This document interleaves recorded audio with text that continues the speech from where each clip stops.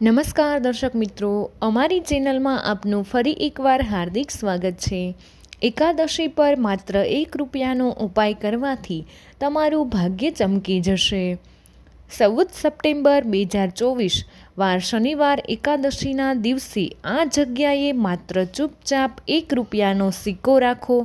દેવી લક્ષ્મીજીના આશીર્વાદથી તમારા જીવનમાં સુખ અને સમૃદ્ધિ આવશે જ, પરંતુ તમારી બધી જ મનોકામનાઓ પણ પૂર્ણ થશે। તમે તમારા કરિયર કે બિઝનેસમાં દિવસ રાત મહેનત કરશો અને તમે આટલા પૈસા કમાઈ શકશો કે તમે તેને સંભાળી શકશો નહીં। એકાદશીના દિવસે એક નાનકડો ઉપાય કરવાથી તમારી તમામ પ્રકારની મનોકામના પૂર્ણ થશે અને ઘણા લોકોએ આ ઉપાય કર્યો જ છે અને તેમને તેનું ફળ પણ ચોક્કસપણે મળ્યું છે। જો તમે પણ આ ₹1ના સિક્કાનો ઉપાય 14 સપ્ટેમ્બર 2024 અને શનિવારે એકાદશીના દિવસે કરવા માંગો છો, તો તમારે પહેલાં આ ઉપાયને સારી રીતે સમજી લો, સાંભળી લો અને પછી કરો। આ ઉપાય કરવાથી તમને ચોક્કસ ફળ મળશે જ અને તમારા ઘરમાં સુખ અને સમૃદ્ધિ આવશે। ગમે તેટલું દુઃખ અને સમસ્યા ચાલી રહી હોય, આ સમસ્યા શા માટે ચાલી રહી છે તેનું કારણ પણ તમને ખબર નથી। તેનું કોઈ પણ કારણ હોઈ શકે છે, પિતૃદોષ અથવા કોઈ પણ પ્રકારના મંગલ દોષ અથવા અન્ય ઘણા પ્રકારના દોષ પણ હોઈ શકે છે। પરંતુ આ ઉપાય કરવા માટે તમારે તમારા દોષને શોધવાની પણ જરૂર નથી। તમારે 14 સપ્ટેમ્બર 2024ને શનિવારે આ ₹1ના સિક્કાનો ઉપાય કરવાનો છે। તો ચાલો સમજીએ કે આ ₹1ના સિક્કાનો ઉપાય કોને કરવાનો છે।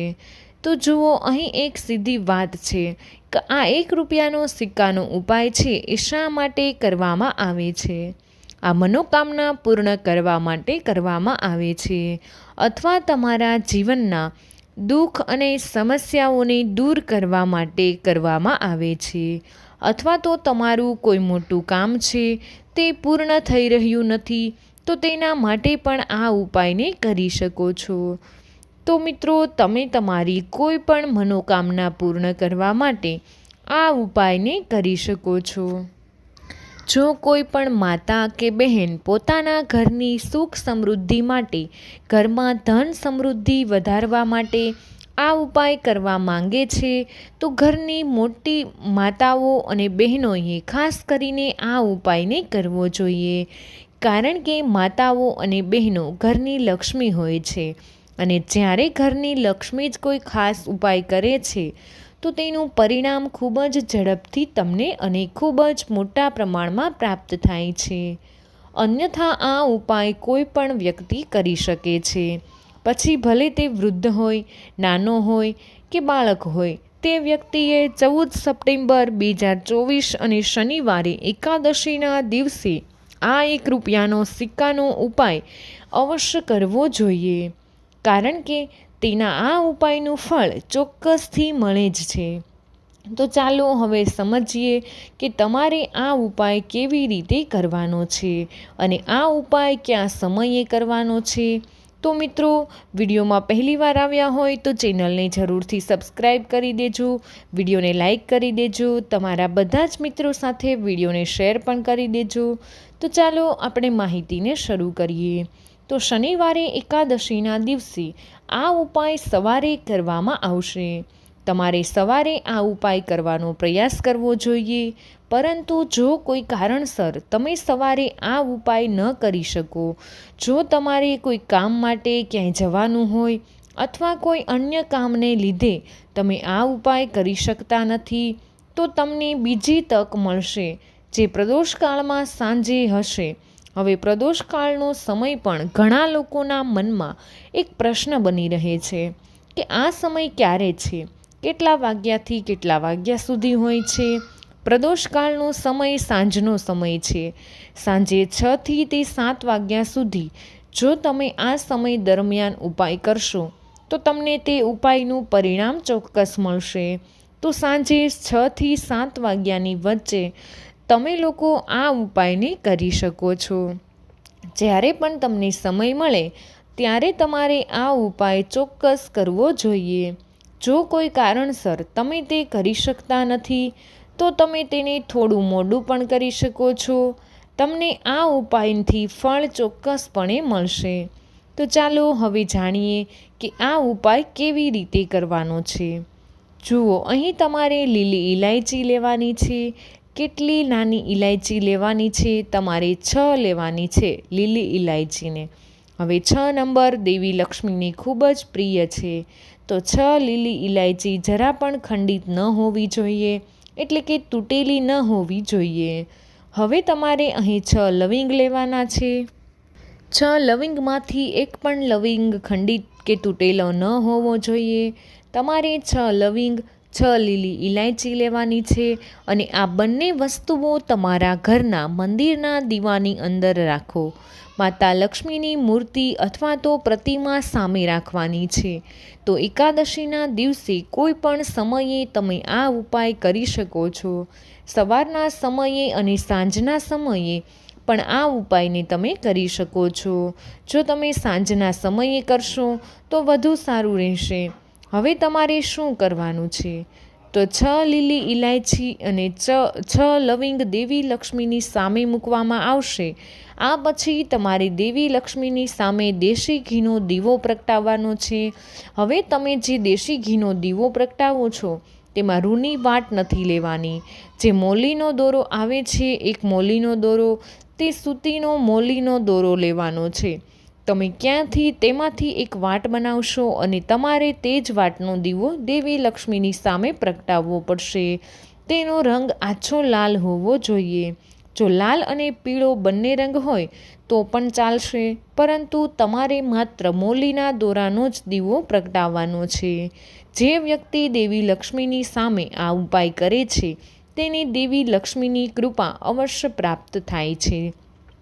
પૂરી સાચી શ્રદ્ધા સાથે આ ઉપાય કરો અને પછી જુઓ કેવો ચમત્કાર થશે. હવે તમે 6 લીલી ઇલાયચી અને 6 લવિંગ રાખ્યા છે ને, તમારે શું કરવાનું છે? તમે દીવો પ્રગટાવ્યો છે. તમારે લીલી ઇલાયચી અને લવિંગ એકાદશીના દિવસે લેવાના છે, બીજા દિવસે નહીં, પણ તે જ દિવસે થોડી વાર પછી. હવે તમારે શું કરવું પડશે? તમારે માતા લક્ષ્મી અને શ્રીહરિ ભગવાન વિષ્ણુનું ધ્યાન કરવાનું છે અને અંદરથી તમારે 2 લવિંગ અને 2 લીલી ઇલાયચી કાઢવાની છે. 2 લવિંગ અને 2 એલચીને હવે તમારે તમારા પર્સમાં રાખવાની છે. આ મંત્રનો જાપ કરવો પડશે. મંત્ર શું છે?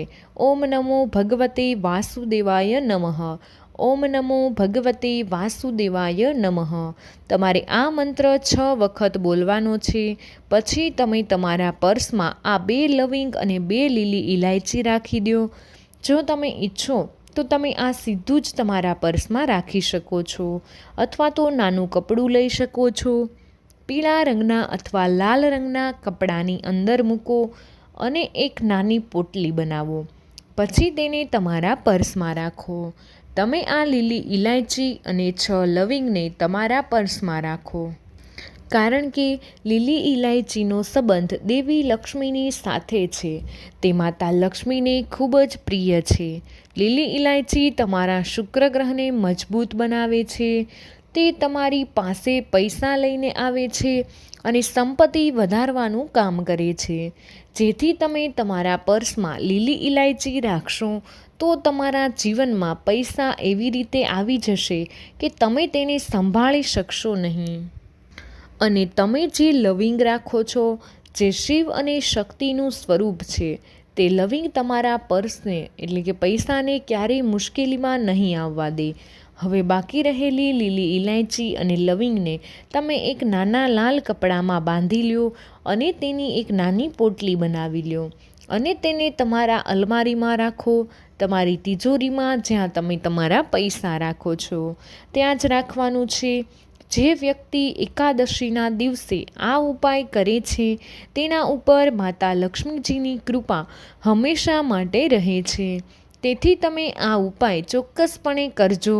તો ચાલો હવે બીજા ઉપાયની વાત કરીએ. આ ઉપાય માટે તમારે એક દીવો લેવો પડશે. આ દીવામાં તમારે ઘીનો ઉપયોગ કરવાનો છે. જો તમને શુદ્ધ દેશી ગાયનું ઘી મળી જાય તો તે તમારા માટે ખૂબ જ ખાસ રહેશે. જો તે ઉપલબ્ધ ન હોય તો તમે શુદ્ધ ઘીનો ઉપયોગ કરી શકો છો. હવે જુઓ, આ દીવામાં તમારે ગોળ રૂની વાટનો ઉપયોગ કરવાનો છે, કારણ કે આ દીવો આપણી ભગવાન નારાયણ માટે કે ભગવાન વિષ્ણુ માટે પ્રગટાવીશું. માત્ર આ દીવો જ આપણા જીવનની તમામ પરેશાનીઓનો અંત લાવી દેશે. જો આપણે આપણા જીવનમાં કોઈ પણ રીતે નાખુશ હોઈએ, પછી ભલે આપણે પૈસા કમાઈ શકતા નથી કે પછી ભલે આપણે આપણા વ્યવસાયમાં કોઈ સમસ્યાનો સામનો કરી રહ્યા હોય અથવા આપણા જીવનમાં કોઈ સમસ્યા આવી રહી હોય, તો આ ઉપાય તમને તેમાંથી બહાર કાઢશે. આ બધી સમસ્યાઓ અને તમને સંપત્તિ મેળવવામાં મદદ કરે છે. શાસ્ત્રોમાં સ્પષ્ટ રીતે લખ્યું છે કે એકાદશીના દિવસે દેવી લક્ષ્મીજી પૃથ્વી પર નિવાસ કરવા આવે છે અને આ દિવસે લક્ષ્મીજી ખૂબ જ પ્રસન્ન હોય છે અને પોતાના ભક્તો પર આશીર્વાદ વરસાવે છે.